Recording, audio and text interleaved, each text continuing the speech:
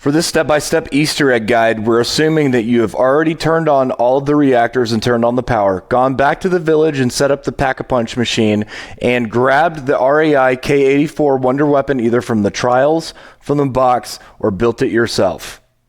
I'll add a link in the description for my video that I made on how to build the RAI K84 Wonder Weapon. So from the portal, you're going to head over to the mission control area and talk to Dr. Peck. He is located behind a large window under the staircase.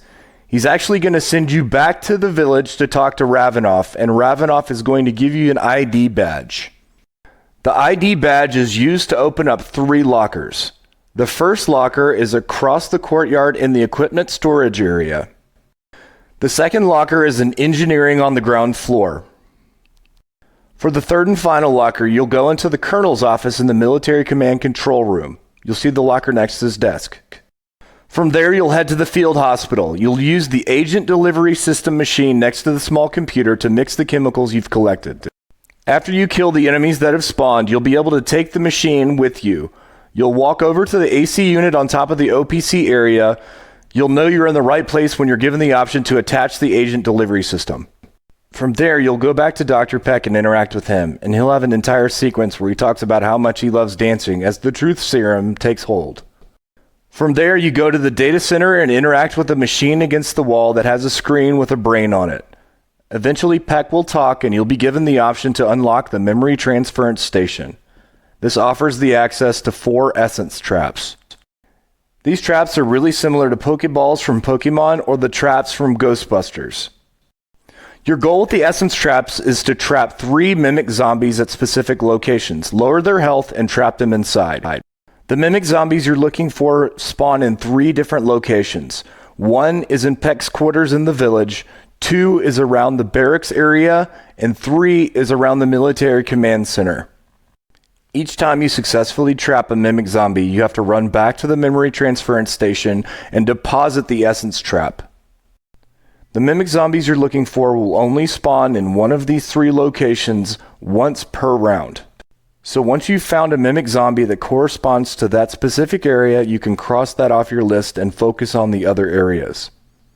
There is some trial and error here, guys, so don't get discouraged if you get the wrong file or it says the file is corrupted.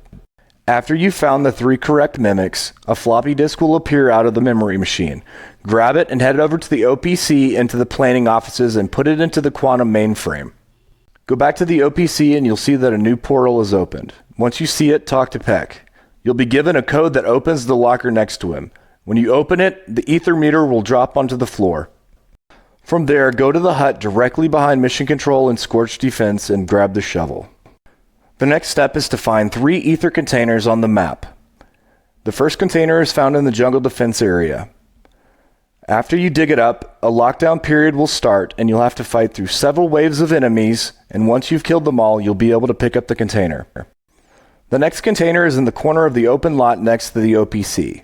Once you approach the container, several mimic containers will spawn. You need to interact and pick up the one that does not have any black smoke in it. For the last ether container, go to the barracks area by the staircase that connects to the data center. Once you dig up the container, it'll rapidly move to another location in the barracks area. To stop it from moving, switch your RAI K84 to grenade launcher mode and shoot it directly at the container. From there, you'll be able to pick it up. From there, go to the 3 ether reactors you used to turn on the power and place the containers there. When you go back to the OPC and talk to Peck, you'll figure out that he's double-crossed you. After some back and forth with Weaver throws out potentially using a satellite to charge the OPC and reopen the portal. Go back to the planning offices and interact with a computer that'll show you a map of several satellites in space. If you're on a controller, you'll use your D-pad to cycle through all the bright spots, including the Earth, till you find the one that displays a question mark. I do need to warn you that completing the satellite step will trigger the boss battle, so make sure prior to completing that you've pack-a-punched all of your weapons and you have all of the perks and armor that you need for the boss battle.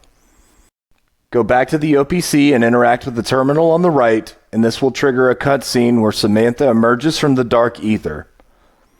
At the end of the cutscene, our characters take the portal back to the village where they face off against Orda.